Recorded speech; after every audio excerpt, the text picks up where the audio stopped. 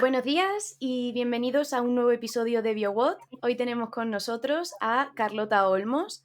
Carlota es un nuevo talento, bueno, no sé si llamarlo nuevo, pero es un talento de la industria farma. Ella, con tan solo 24 años, ha conseguido ser MSL. Para mí es una inspiración enorme para entrar en la industria y creo que lo será para cualquier otra persona que se plantee ver este vídeo. Así que nada, damos la entrada a Carlota. Bienvenida, Carlota. Hola.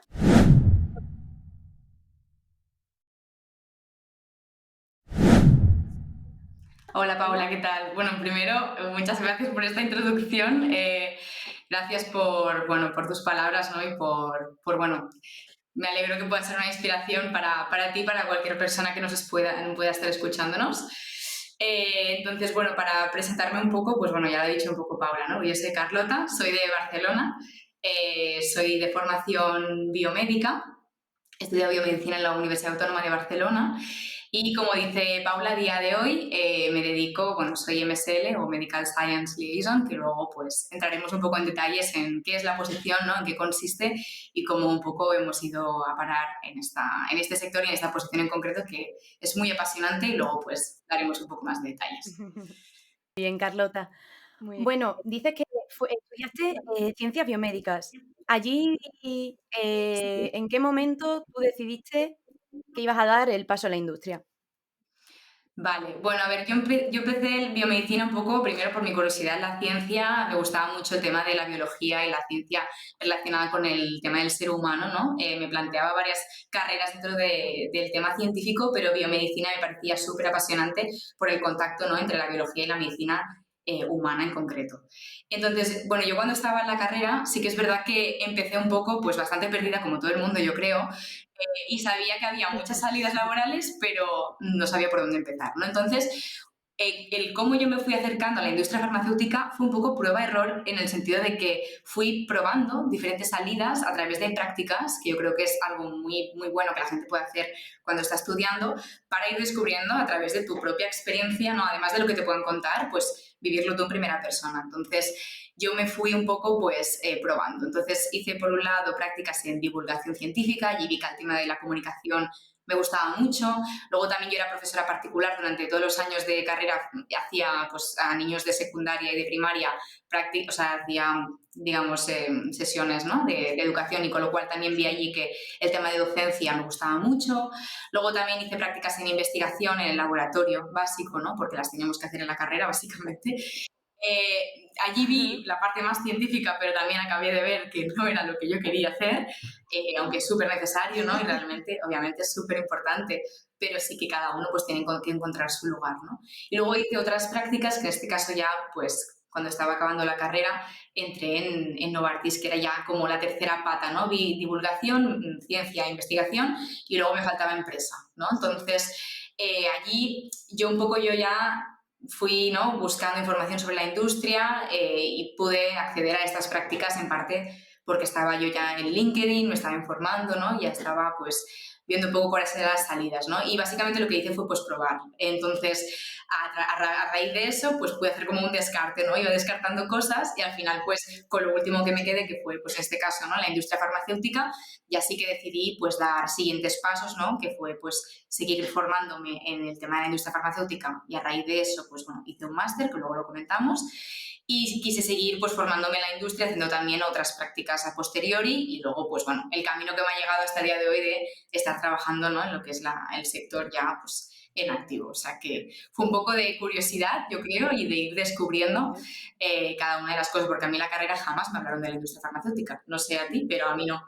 Sí, hay algunas que a día de ¿Qué hoy creo que lo motiva hacen deciros? o hay algunas charlas, ¿no? Pero a mí nunca me vinieron a explicar eso, entonces fue a raíz de un poco de yo buscarme una dirección, porque no podía, o sea, para mí era muy importante, o sea, biomedicina, como cualquier otra carrera de ciencias, es súper demandante a nivel personal, estudias muchísimo, ¿no? Y realmente tenías que prepararte mucho, entonces, para tener esa motivación a largo plazo, yo tenía que tener una dirección clara de hacia dónde iba, desde muy al principio de la carrera, entonces, por eso también esa, ¿no? intención de buscar qué camino realmente me encajaba más, ¿no?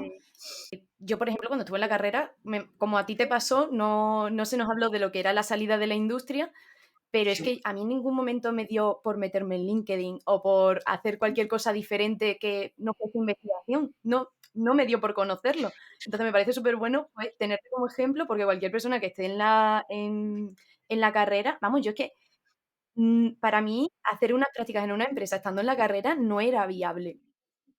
Ya, y yo además, mi carrera, o sea, yo estaba en la universidad pública, no habían hecho nunca un convenio con una empresa de estas. Entonces, yo lo que hice también, o sea, yo creé desde cero el convenio, es decir, me encargué de ir, me acuerdo aún, me fui a la facultad de, bueno, no sé, tenemos como dentro de la autónoma, tenemos pues un departamento que se encarga del tema de convenios, ¿no? Y me fui allí a informarme, vale, ¿qué les tengo que decir a Novartis para poder hacer un convenio?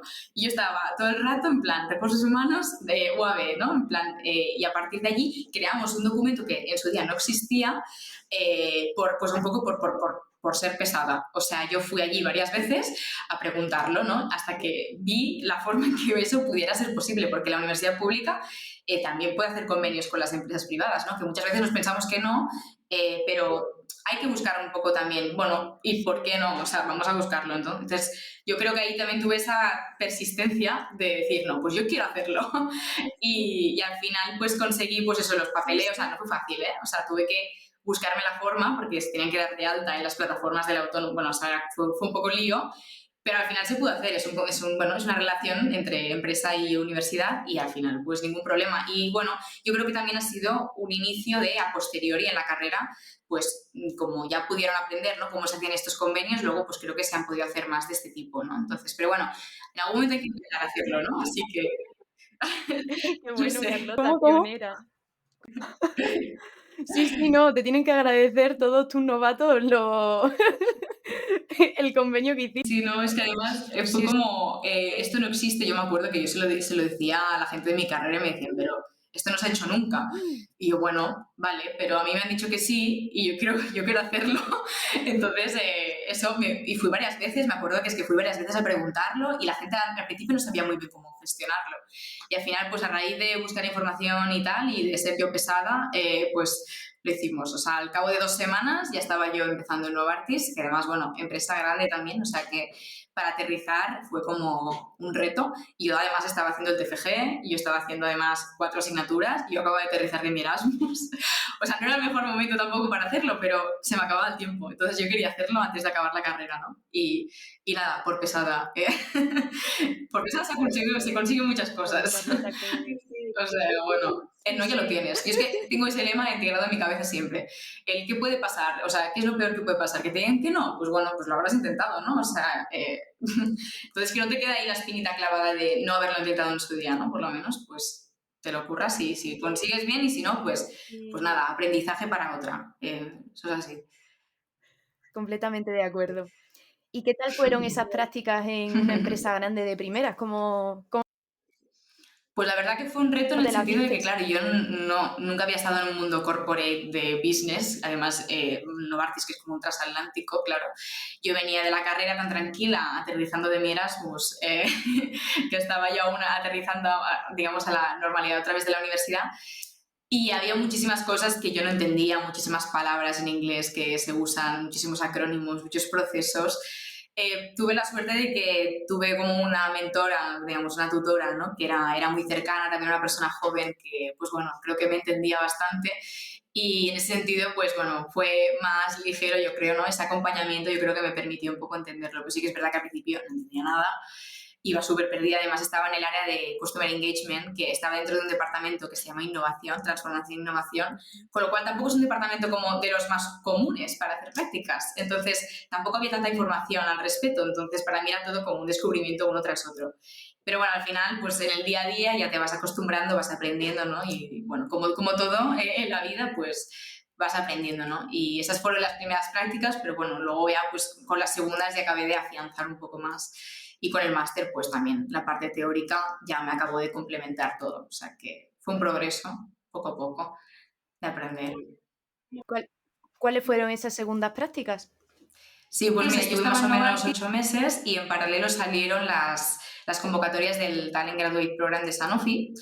Entonces, bueno, yo justo acababa la carrera, me planteaba hacer un máster, ¿no? Y necesitaba además alguna entidad educativa para poder firmar este segundo convenio, en este caso con Sanofi.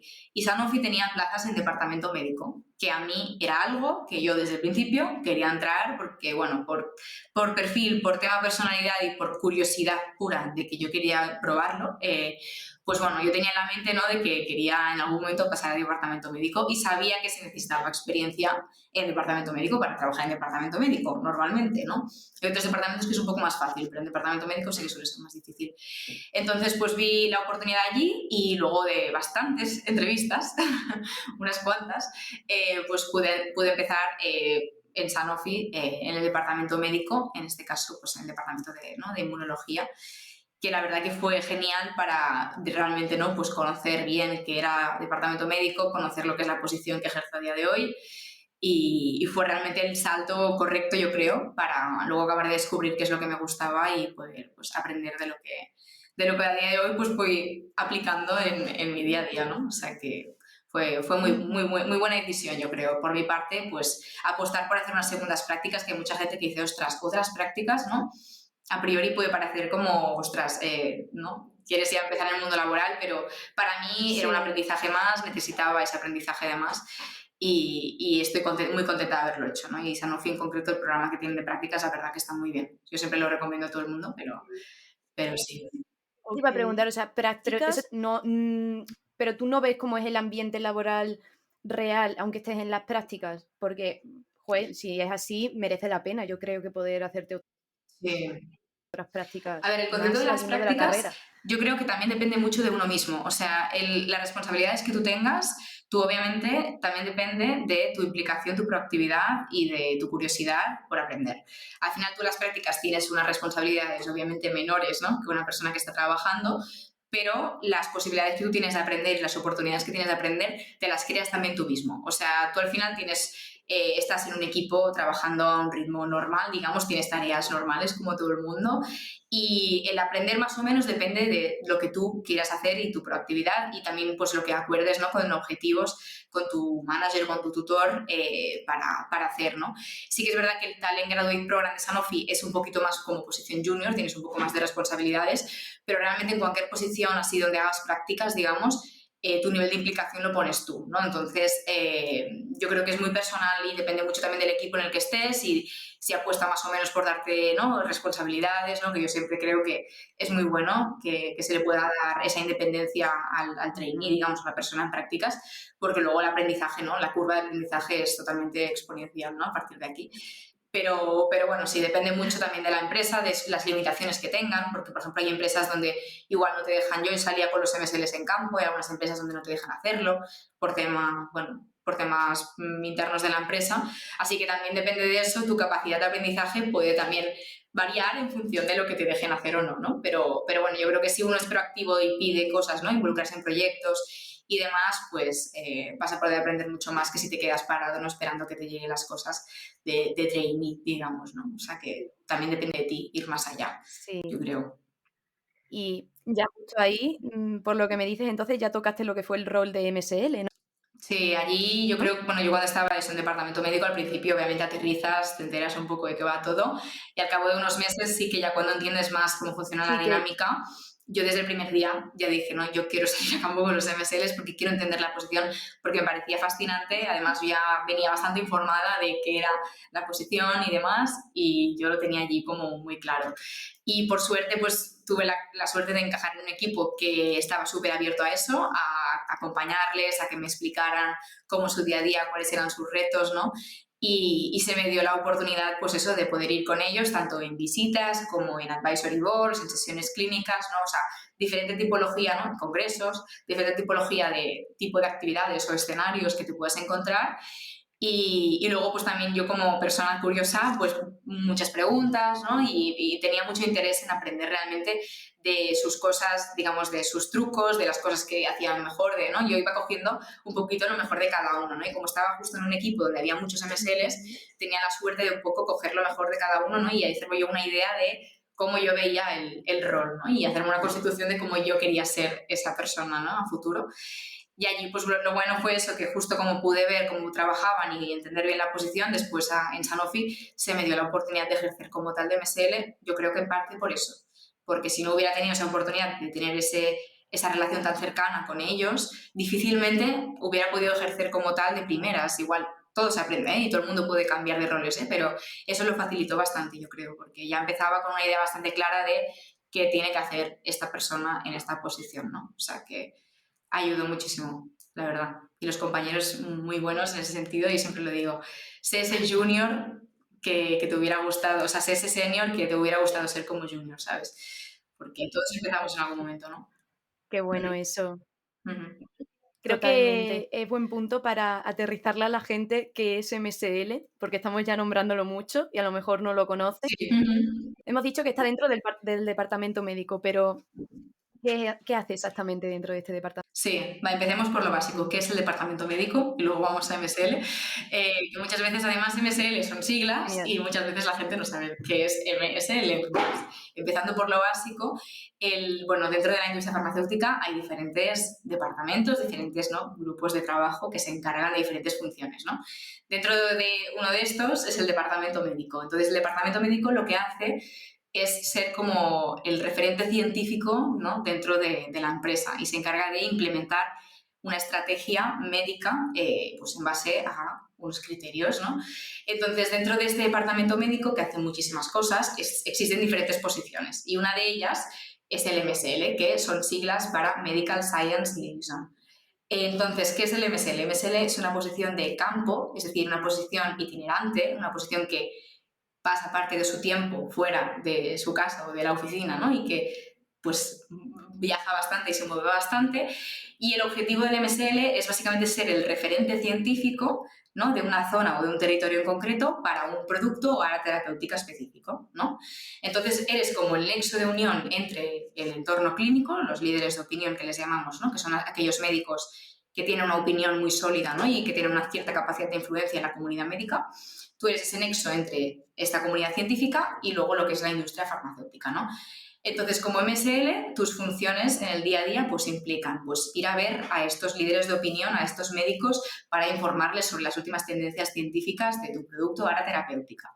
Puedes también encontrarte al MSL haciendo formaciones tanto a los compañeros dentro de la empresa como también a posibles pues otros profesionales de la salud, ¿no? Lo podemos encontrar también, pues bueno, desplazándose, ¿no?, a cada uno de los centros de salud donde tiene que ir. También lo podemos encontrar, pues bueno, en diferentes reuniones con diferentes miembros del equipo, porque también el MSL colabora, ya lo veremos después, pero colabora también con otros departamentos, es un trabajo en equipo también. Lo podemos encontrar asistiendo a congresos, ¿no?, leyendo literatura científica, actualizándose sobre las últimas novedades, preparando actividades o reuniones científicas, ¿no?, que va a hacer a posteriori. Realmente es un rol como muy dinámico, o sea, te diría que el día a día del rol es muy diferente, cambia también en función, ¿no?, de la época o del ciclo, del momento del ciclo de vida del medicamento en el que esté, porque el MSL, por ejemplo, antes del lanzamiento de un producto, también tiene mucha implicación a nivel, ¿no?, de pues, ensayos clínicos, de investigación y demás, y luego, una vez ya está lanzado, pues luego colabora, por ejemplo, ¿no?, con red de ventas y la parte más comercial, porque al final son dos momentos diferentes, ¿no? Entonces, en función de eso, el MSL tiene unas funciones u otras, ¿no? Luego, en función del equipo en el que estés, si son más MSLs o menos, si el territorio es más grande o más pequeño, ¿no? O sea, hay muchas variables que pueden hacer que cambie, ¿no? Pero bueno, te diría que es un rol muy interesante para aquellas personas que les gusta la ciencia, les gusta la comunicación, les gusta el dinamismo y les gusta el contacto con las personas. Entonces, yo creo que es algo que integra, bueno, para mí es como lo ideal por personalidad mía y por lo que yo buscaba, integra muchas cosas que a mí me parecen apasionantes. Además, cada vez más es un rol que tiene más implicación estratégica, ¿no? Y el valor que aporta en los equipos es cada vez mayor, y creo que lo vamos a ir viendo, luego lo comentamos, pero es un rol imprescindible que cada vez más yo creo que va a tener más peso, ¿no? Entonces, muy interesante para poderse dedicar, la verdad. Uh-huh. ¿Cómo ves tú que es necesario este rol dentro de la empresa? ¿Qué implicaciones tiene? El MSL, ¿dónde entra? Claro, a nivel regulatorio, ventas, en la parte más comercial, puede hablar sobre algunos temas y otros no. A nivel, por ejemplo, un producto que aún no se ha lanzado o que no tiene reembolso, es decir, que no está financiado por el sistema Nacional de Salud, la persona de ventas tiene ciertas restricciones para poder hablar sobre determinados aspectos por tema pues, de cómo está constituida la regulación dentro de este sector.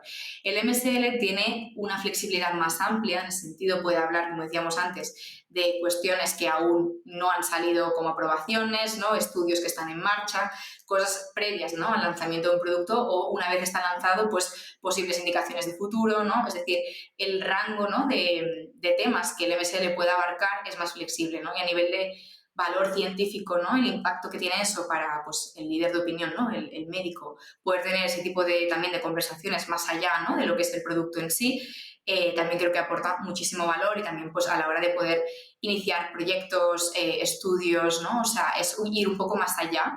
Entonces, la propuesta de valor, yo creo que de la posición, además de ser, ¿no?, una herramienta de ayuda, de proporcionar cualquier tipo de información que el médico pueda necesitar, médico o profesional de la salud pueda necesitar, pues no solo eso, sino pues colaboraciones o sinergias que se puedan establecer más allá de lo que es la prescripción en sí, ¿no? Entonces, el rol del MSL también pues aporta todo este universo más allá, que se complementa a la vez con el comercial. Al final, aunque ¿no?, cada uno tiene su responsabilidad, también hay muchas sinergias y que son muy importantes también, ¿no? Entonces, bueno, es un trabajo en equipo, cada uno tiene sus responsabilidades y obviamente éticamente y moralmente cada uno tiene su parcelita, pero se establecen también muchas relaciones importantes. Pero bueno, el MSL en ese sentido también tiene una capacidad también de, pues, de interaccionar con aquellas personas que tienen mayor influencia, ¿no? Los líderes de opinión, en cambio los ventas tiene relación con más perfiles diferentes. El MSL se enfoca a perfiles muy potentes, ¿no?, con mucha capacidad de influencia, y se pueden poner en marcha iniciativas muy interesantes. Entonces, bueno, yo creo que es importante que hayan ambas figuras, pero bueno, pues desde lo que atañe al MSL, pues obviamente, pues creo que va un poco más allá, ¿no? Y eso también es lo que se percibe, yo creo, desde los médicos también como algo muy, muy positivo, y también creo que contribuye bastante a tener una visión más favorable de lo que es la industria.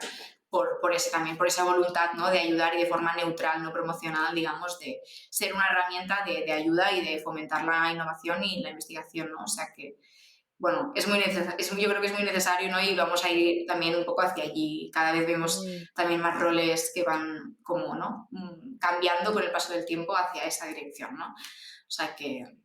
Eso, o sea, que es más un rol neutro dentro de la visión que pueda tener el médico de la industria farmacéutica, y me parece súper Sí. interesante. Y también te quería Ujú. preguntar sobre las distintas sinergias que tú haces o las distintas interacciones que tú tienes con los diferentes departamentos dentro Eh, Sí, al de la final, bueno, industria. como todo, el MSL tiene que saber trabajar en equipo, ¿no? Al final, todo suma, ¿no? Cuando remamos juntos llegamos más lejos, ¿no? Entonces, bueno, el MSL tiene interacción con varios departamentos, empezando por ventas, por ejemplo. El MSL, al igual que los delegados de ventas, están en un territorio en concreto y ven a una serie de perfiles, ¿no? Pues de médicos o profesionales de la salud.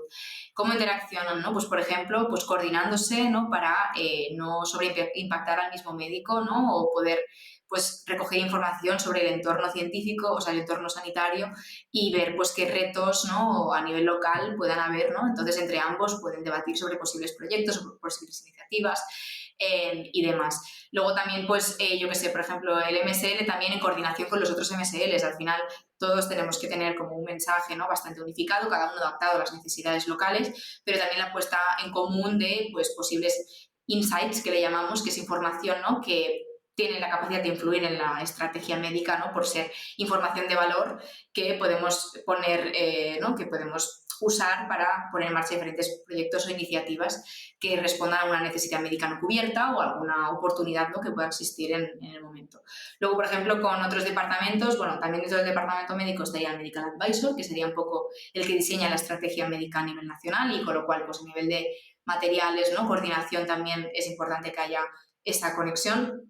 Luego también, por ejemplo, con regulatory, ¿no?, con calidad, todo lo que hace el MSL, ¿no?, materiales que usa, eventos que quiere o actividades que quiere hacer, tiene que pasar todo una aprobación, ¿no? Tú como MSL tienes claro un poco tus mensajes y tal, pero quizás algo se puede malinterpretar, o quizás te has dejado una referencia importante a no sé qué. Entonces, esa revisión, ¿no?, a nivel de que todo tenga una garantía, ¿no?, pues de que esté bien hecho todo, pues también implica pues tener relación con estos departamentos. Luego, no sé, pues farmacovigilancia, ¿no? Si tú detectas un evento adverso o tu médico te contacta para comentarte alguna cosa, también tienes que tener esa interacción con ellos, ¿no? Para poderlo reportar.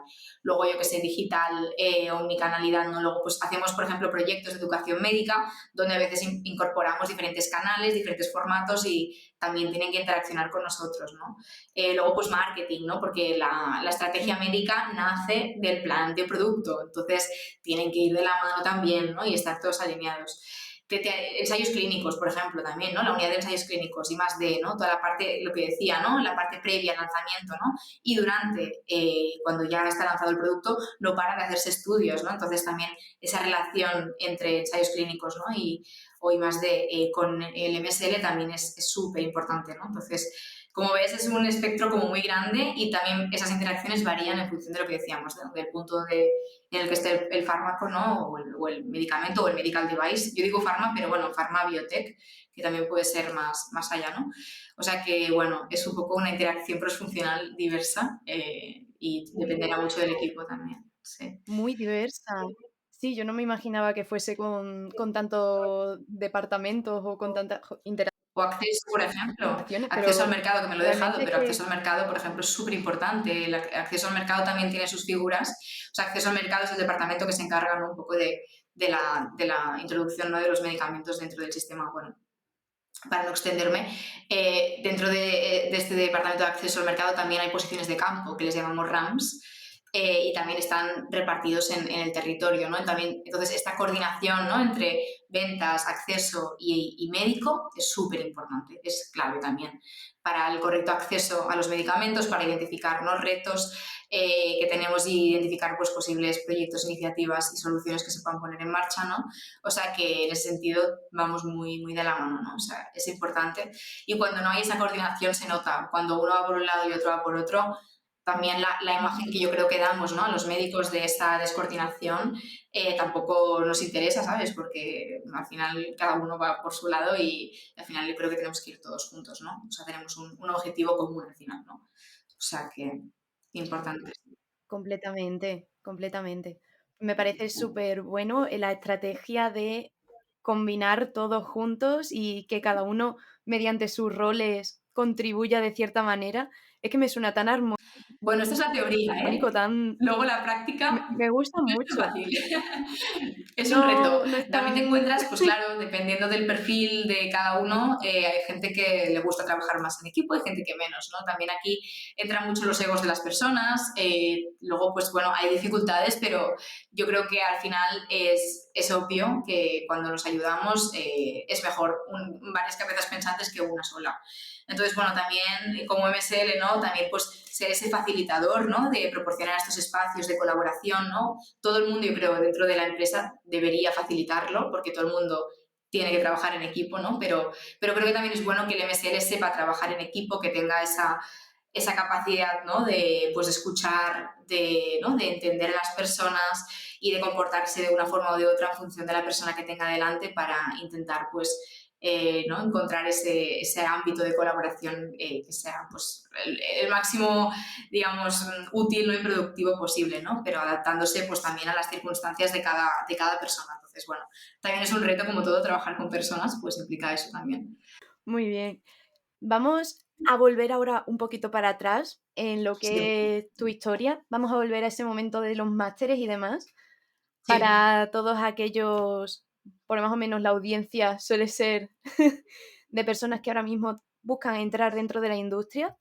Uh-huh. ¿Por qué decidiste, a pesar de haber hecho ya prácticas, Uh-huh. meterte en un máster, no sé qué máster de acceso a la industria y también hiciste un MBA, por lo que Sí, ahora te creo que sé? explico. Sí. Por ejemplo, yo cuando acabé la carrera, lo que te decía, tenía bastante conocimiento científico, pero no tenía casi conocimiento sobre la industria farmacéutica. Cuando me fui de Erasmus, sí que es verdad que hice un par de asignaturas, una de ensayos clínicos y otra así de drug discovery y algunas así más, que me empezaron a dar un poco de conocimientos, pero me faltaba realmente entender a nivel nacional, ¿no? A nivel España, cómo se gestiona la industria farmacéutica. En el caso de las prácticas, yo es verdad que no hubiera necesitado un máster porque me las busqué todas por mi cuenta, o sea, tanto cuando estaba en la carrera como las siguientes en Sanofi ya tenía yo las prácticas cogidas por mi cuenta, pero decidí hacer el máster, hice un MBA solo, hice un MBA en examen, porque creo que era una buena oportunidad de networking, de conocer a gente que estaba en activo trabajando y de poder aprender de gente que estaba ya dentro de la empresa, ¿no? Y que tenía, pues, bueno, dentro del mundo de la empresa y que tenía años de experiencia. Y luego el MBA es un programa que te da una visión 360 de lo que es la industria. Pasas por diferentes departamentos, pues aprendí sobre acceso al mercado, pues ventas, marketing, médico, finanzas, ¿no? Y hicimos un plan de lanzamiento de un producto como TFM en grupo, ¿no? Entonces me parecía muy interesante eso, poder integrar todos esos conocimientos más de estrategia, ¿no? Y de conocimiento de la industria farmacéutica con la formación que yo ya tenía de ciencias, ¿no? Entonces me parecía una buena idea juntar ambos tipos de formación para pues tener un perfil un poquito más competitivo y luego también pues como solo tenía la carrera, me veía un poco corta solo entrando, o sea, hubiera podido hacerlo, ¿eh? De solo la carrera y seguir en la industria y buscarme algún curso, por ejemplo, que también lo puedes hacer para hacer convenio, pero me parecía importante tener alguna formación superior, ¿no? Hacer algún máster para que a nivel de perfil, ¿no? También el día de mañana poder acceder a según qué posiciones, ¿no? Un MBA, por ejemplo, te da también algunas ventajas, pues para mí era importante tener un título así, ¿no? Y bueno, pues me decidí enfocar justo en algo muy específico, ¿no? De industria farmacéutica porque yo ya tenía claro que quería ir hacia esa dirección y además pues me permitía hacer el convenio con Sanofi, con lo cual, bueno, fue un poco así y también lo elegí un poco pues por ubicación, ¿no? Y un poco por el tipo de profesorado que había, que me interesaba conocer a ciertas personas que ya tenía yo ya un poco fichadas. Entonces, pues bueno, un poco por eso, fue por aprender y por conectarme con personas y por seguir en el mundo de la industria, básicamente.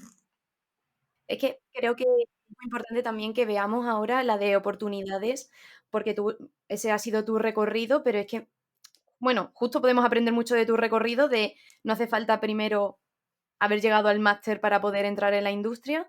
Existen cursos adicionales a lo que conocemos como másteres tipo acceso y también que no hace falta hacerse un doctorado para poder entrar en la industria, que muchos también nos pensamos que es súper necesario para poder entrar y vivimos que yo creo que es importante porque si te gusta es un aprendizaje muy bueno, pero no es un must, no es un debes. Más, a ver, es un nice to have, ¿eh? Tengo que decir. Depende del departamento que te guste. Es Un un nice to have, en plan que está bien que lo tengas. Obviamente suma muchísimo, en muchísimas posiciones suma muchísimo, ¿eh? Pero yo creo que el doctorado es algo que te tiene que nacer a ti hacerlo, ¿no? O sea, yo, por ejemplo, cuando a mí muchas veces la gente me pregunta eso, ¿no? ¿Es mejor hacer un doctorado para entrar en el departamento médico o no? Claro, yo pienso, hombre, si tú haces un doctorado, yo creo que nace de la voluntad, la curiosidad, ¿no? De estudiar sobre un tema y hacerte experto sobre este tema, ¿no? Y sacarte el título, ¿no? Y más allá, pues luego seguir investigando o no, pero creo que tiene que nacer de tu curiosidad y de tu pasión por querer investigar algo, ¿no? No como mero trámite, porque son 4 años, o sea, a ver, que es un esfuerzo importante, ¿no? Te lo tienes que plantear bien. Entonces, claro, la gente que tiene muy claro, ¿no? Entrar en la industria, hombre, pues puedes plantearlo de otra forma. Cuanto antes, digamos, accedas, cuando tú hayas acabado el doctorado, la otra persona que no lo haya hecho igual ya tiene 4 años de experiencia, ¿no? Por lo cual, uno cuando sale del doctorado y otra persona que entra con la experiencia, ¿no? Sin haber pasado por el doctorado, se plantan con la misma edad.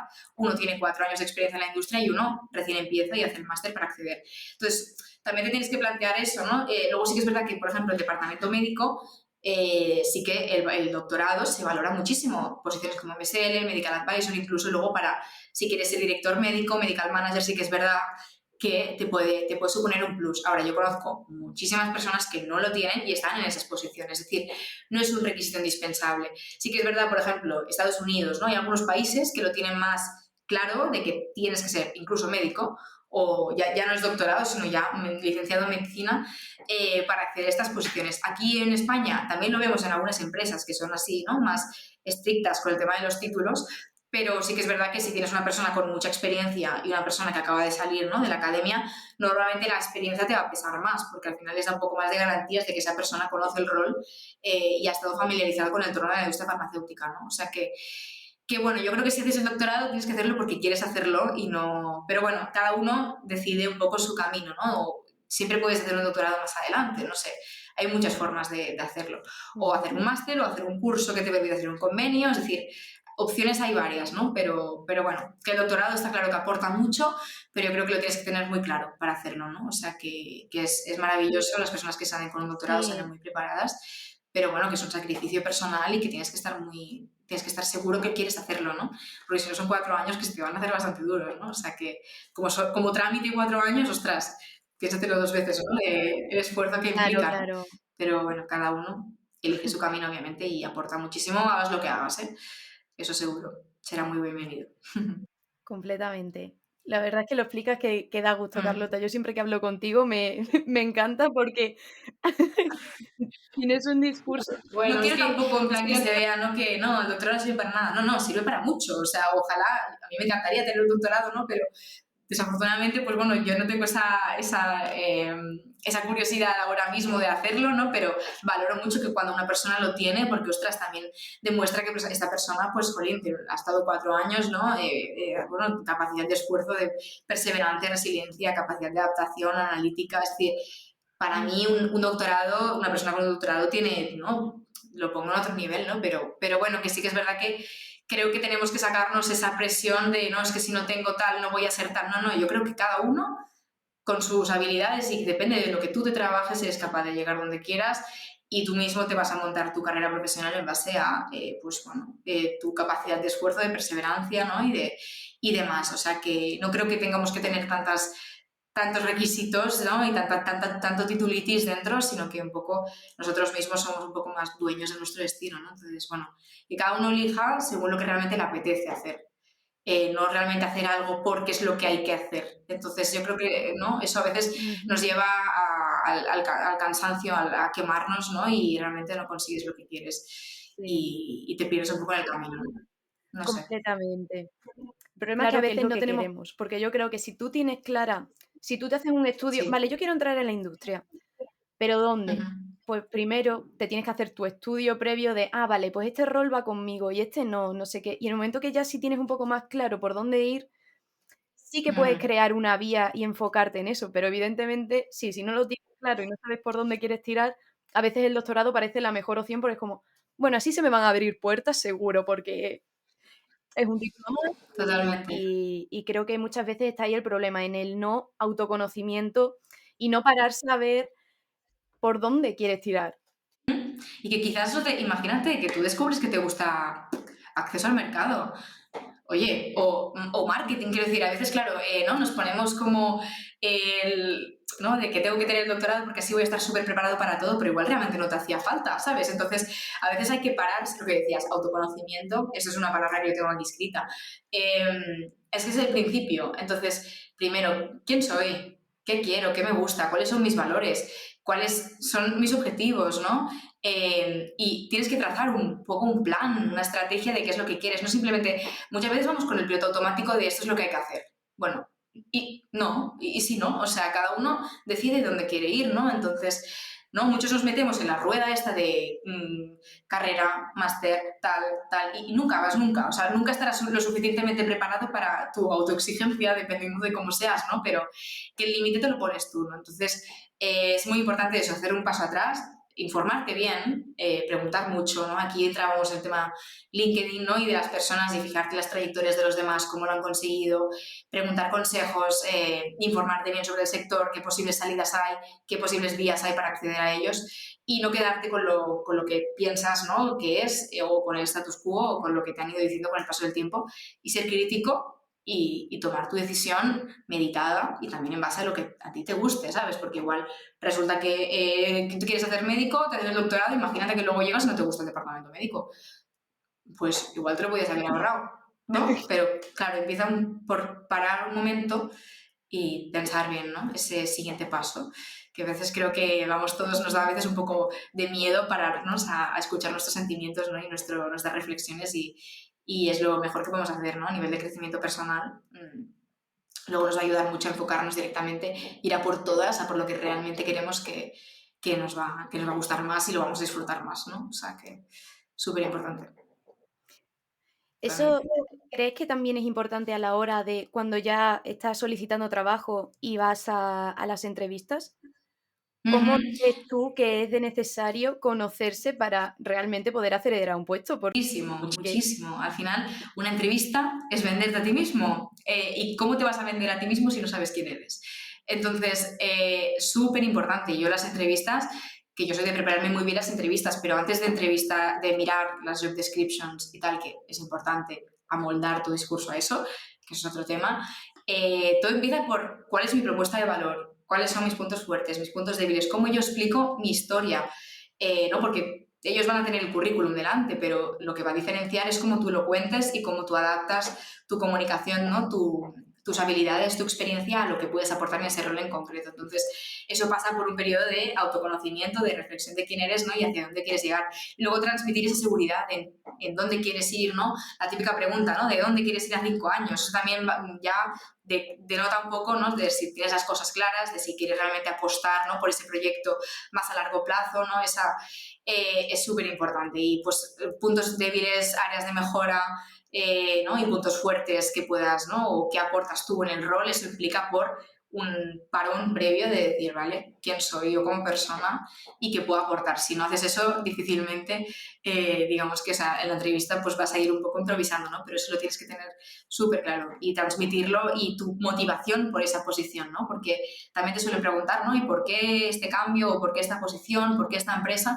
Pues haberlo pensado, ¿no? Decir, vale, pues si yo quiero ser MSL, ¿por qué? Porque tiene esto, esto y esto, y yo puedo aportar esto, esto y esto, y yo quiero ser esto, esto y esto, ¿no? O sea, si no tienes claro eso, ese discurso va a calar menos, yo creo, ¿no? Y también importante, yo creo muchísimo, el tema de la actitud. O sea, yo creo que las entrevistas que yo he tenido, lo clave, ¿no? Al final, más allá de la ciencia, que ya será un poco por supuesto, ¿no? Es más las habilidades blandas y el tema de la actitud, la motivación, esas ganas de aportar, yo creo que al final es lo que te hace la diferencia entre un candidato y otro, porque al final todos más o menos tenemos la misma formación, todos más o menos hacemos las mismas prácticas, todos mismos tenemos un poco los mismos másteres, es decir, llega un punto donde ya el tema formación, uno tiene doctorado, otro no, eso sí, la formación ya se presupone que tú puedes adaptarte y aprender nuevas áreas terapéuticas y que sabes de ciencia. Pero lo que cambia la diferencia es pues, tus habilidades blandas digamos, lo que tú aportas como persona y tu motivación y tu actitud. O sea, la actitud yo creo que es un poco lo que potencia con más a la hora de una entrevista ujú. que vaya bien o no y que puedas conectar mejor con esa persona que te está entrevistando. Eso es súper importante también, que muchas veces nos preparamos mucho a nivel técnico, pero y el transmitir la ilusión y el tal, ¿no? Sí, A veces es casi incluso más importante que lo que estamos diciendo, yo creo. sí. Yo además creo Sí, que como perfiles juniors norma tenemos que saber transmitir eso porque es lo que más podemos aportar dentro de la empresa. Vamos a aprender, pero vamos a dar esa frescura, esas nuevas ideas, nuevos y es importante saber transmitirlo. Yo creo que sí. totalmente. ¿Y tendrías Ujú. algún consejo sobre o algo que hayas visto tú? No sé cuántas entrevistas llevarás, pero yo de momento no llevo ninguna, y por saber más o menos por dónde suelen Ujú. tirar o algún consejito así que quieras decir sobre que hayas visto tú en común Sí, sí, en de hecho yo ellas. de las que he hecho hay muchas cosas en común, de hecho muchas preguntas se repiten, yo tengo un registro de las preguntas, que eso también creo que es importante apuntarse que te han preguntado en otras entrevistas para prepararte a posibles respuestas.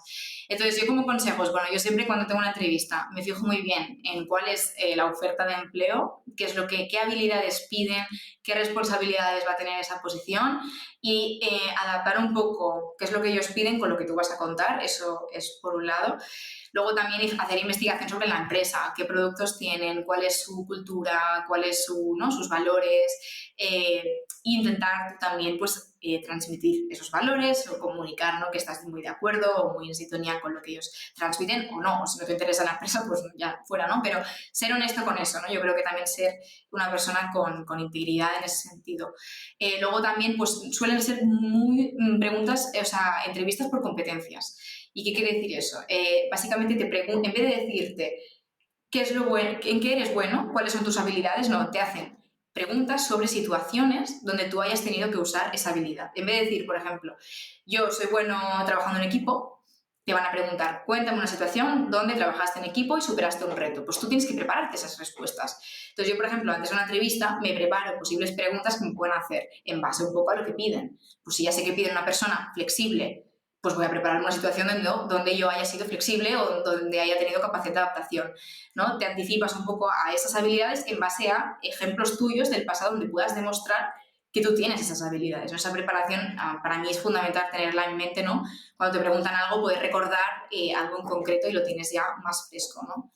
Y luego preparar también buenas preguntas, que también, ¿no? Yo creo que tiene que ser una cosa bidireccional, entonces, o sea, una entrevista es bidireccional, entonces también prepararte buenas preguntas para transmitir curiosidad, ¿no? Y esa motivación y eso tal. Y luego, pues bueno, dependiendo de la entrevista que tengas, igual tienes que hacer un caso práctico, igual que, ¿no? Puedes tener diferentes modalidades, pero bueno, preguntar pues a gente sobre posibles consejos, ¿no? En un determinado momento, pues gente de la empresa que haya hecho un proceso similar o gente que esté trabajando de lo que quieres trabajar, pues también que te puedan orientar sobre cómo preparar ese caso o cómo enfocar, ¿no? Esa presentación, ¿no? Pero bueno, todo empieza eso, por autoconocimiento, información, ¿no? Y preparación, te diría, y actitud, que es el efecto multiplicador del final, ¿no? Entonces, un poco eso. Yo suelo hacer eso, una parte muy previa de preparación, de informarme bien dónde estoy y de cómo yo pueda moldar esa propuesta de valor a lo que ellos piden, ¿no? Qué bueno, Carlota. Y bueno, ya vamos Ujú. llegando al final de la entrevista. Yo lo último que te quiero preguntar, por si quieres decir tú algo a las personas que estén ahora a punto de entrar dentro de la industria, algún mensajito que les quieras Sí, transmitir. yo creo que, bueno, como cuando todos estamos empezando, siempre tenemos muchas dudas.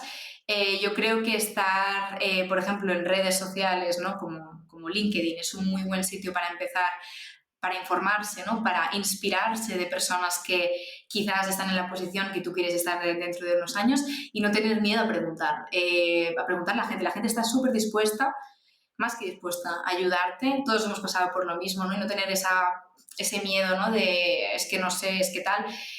Cuando empieces a preguntar a las personas y ves que te van a ir contestando, vas a ir sacando respuestas de mucho valor y te van a ayudar mucho a orientarte, ¿no? Porque al principio nadie entiende, es todo muy complejo, pero a base de un poco, ¿no? Buscar esa información y contactar con las personas, te vas haciendo una mayor idea y luego esos contactos te van a servir mucho porque al final es un mundo que no es muy grande, la gente se conoce bastante, poder ir también a sesiones, a eventos del sector y demás también te va a ayudar, ¿no? A conectar con diferentes personas y si te gusta, ¿no? Exponerte o mostrar tu punto de vista en redes, también esa visibilidad que te va a dar, pues también es muy buena, ¿no? Pero sobre todo eso, tener contacto con las personas y establecer una red de, ¿no? Networking, digamos, el día de mañana, pues para prepararte una entrevista, para preguntar consejos, dudas, lo vas a tener allí a tu acceso, a tu alcance, ¿no? Entonces, eso, no tener miedo a preguntar, todos empezamos en algún momento y eso, y transmitir mucha actitud y prepararse muy bien las entrevistas, ¿no? Y bueno, y estar atento a todas las oportunidades que van saliendo, porque si no estás en LinkedIn y no ves las ofertas, raramente te podrás apuntar en las prácticas, así que estar también muy pendiente de eso, ¿no? O sea, bueno, y ser curioso, o sea, ser curioso y ser perseverante, que muchas veces no es fácil entrar. Hay mucha gente que quiere entrar en este sector, cada vez creo que se está popularizando más la industria farmacéutica y sobre todo el departamento médico y demás, creo que cada vez hay más gente y gente cada vez más preparada que quiere entrar. Entonces, bueno, también tener en mente esa ¿no? Pues paciencia, la resiliencia, ¿no? Y perseverancia, ¿no? Y no parar, que tarde o temprano las cosas llegan. Todos hemos estado en ese momento de que no me llegan las entrevistas, que no tal, se pasa mal, pero tu tiempo pasa muy lento en comparación a cómo pasan los demás. Entonces, bueno, también ser consciente de que no todo llega tan rápido y, bueno, que pasitos de hormiguita van a ir sumando poco a poco sin, digamos, desesperarse, ¿no? O sea que bueno, es un reto, pero es muy bonito. Este sector yo creo que es un sitio muy, muy bueno en el que trabajar y tiene muchas cosas muy apasionantes, o sea que se puede aprender muchísimo. Bueno, todo lo que nos cuentas, Carlota. Totalmente. Bueno, ha sido un placer muy grande tenerte aquí. Muchas gracias por tu tiempo y espero verte prontito por allí por Barcelona o haciendo networking por LinkedIn. No. Sí, sí, creo que sí. Vale, gracias, Paula.